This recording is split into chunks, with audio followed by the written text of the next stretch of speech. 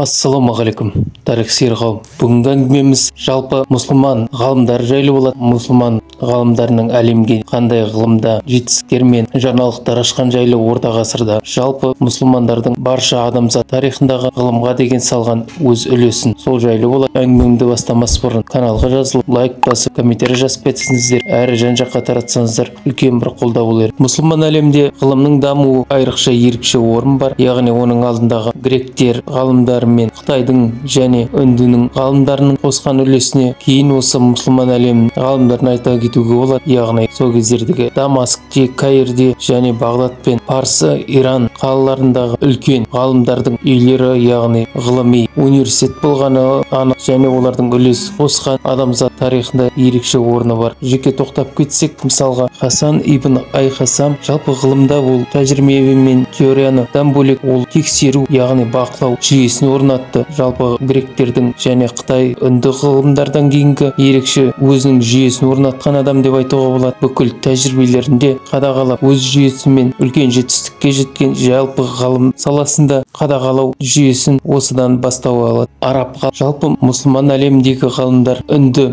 халқынан тараған цифрлық жүйе, яғни нөлден басталатын ондық жүйе ойлап тауып бейімдетіп, кейін осы ондық жүйе бүкіл қазіргі математикалық, яғни арифметикалық ойлап тапқан жүйе деп саналады. Сол осы жүйені бейімдеп тұрмыста, сауда-саттықта бүкіл әлемге тарат. Кейін осы жүйені европалықтар аудар, алгоритм сөзі пайда болды. Яғни сол латын тілінен аударғанда бүкіл қазіргі замандағы пайдаланатын алгоритм, алгебралық жүйелердің бәрі нөлден бастап саналу 9-дан 10-ға дейінгі ондық жүйенің осы мұсылман жалпы ғалымдарының орнатқан, яғни тікелей айтып кетсек, Әл-Хорезми, Әл-Бурини, басқа да ғалымдардың үлесі қосқан жүйелер. Жалпы мұсылман ғалымдардың араб халифатының кейін жайылғаны үлкен ықпал болды.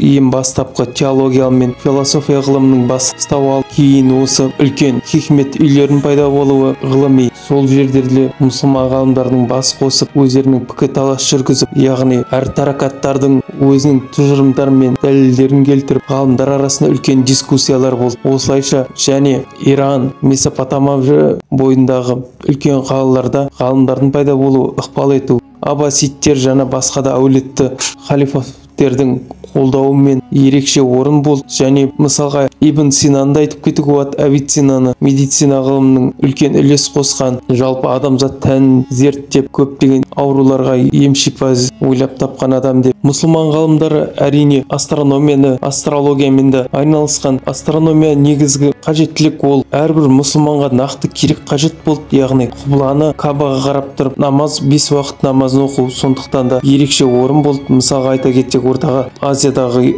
Ұлықбектің астрономы салдыруы, басқа да үлкен ғылыми жер әлемінің картасын жасау сол кездердегі араб халифатына ерекше қажеттілік болды. Картаның үлкен территорияларды бағындыра келе оларды басқару және оны жаңа территорияларды картаға түсіру. Сондықтан араб картографтары өзінің оптикада ерекше орын болды. Яғни бұрынғы грек ғалымдардың оптика тұжырымы бойынша адамның көзінен сәуле шығып, сол арқылы бүкіл әлемді шағылысады деп, ол қателікті дәлелдеп, яғни бүкіл сырттағы сәуле адам көзіне шағылса, адамның көзі айна сияқты кейін қарай шағылыстырады деп, сол қазіргі оптикалық көптеген заңдылықты дәлелдеген осы мұсылман ғалымдар болып танылады. Жалпы жердің де бүкіл планеталар жерді айналады деген тұжырымға да қарсы келіп, жер осы күнді айналатын планета, яғни күн орталық болып планеталар күнді айналады деген тұжырымды алғашқы дәлелдеген болып осы мұсылман ғалымдарынан тарайды. Яғни адамзат тарихында ерекше үлкен жаңалықтар ашқанмен, кейінгі ғасырларда мұсылмандардың ауызбіршілікті болмай құлдырауынан көптеген осы соңғы 19-20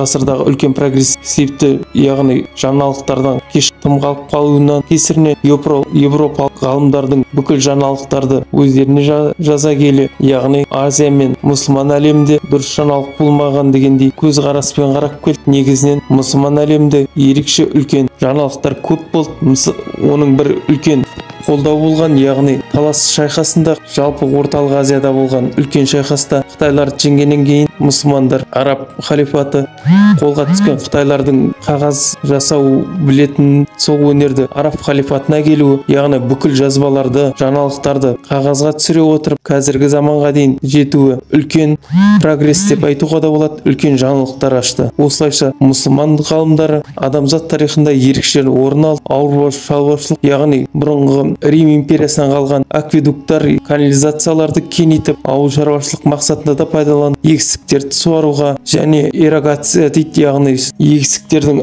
үлкен алқаптарды, өзеннің арықтар жасау, суармалы жер жасау, егістіктер ерекше орны бар. Жалпы айта берсе бір және ондаған сағаттар жетпейді. Сондықтан өз ойларыңыз, пікірлеріңіз болса, нақты бір ғалым жайлы білгілеріңіз келсе, комментарийға жазып кетіңіздер. Сол жайлы шығарылым жасаймын ағайын. Толық тыңдағандарыңызға көп рахмет.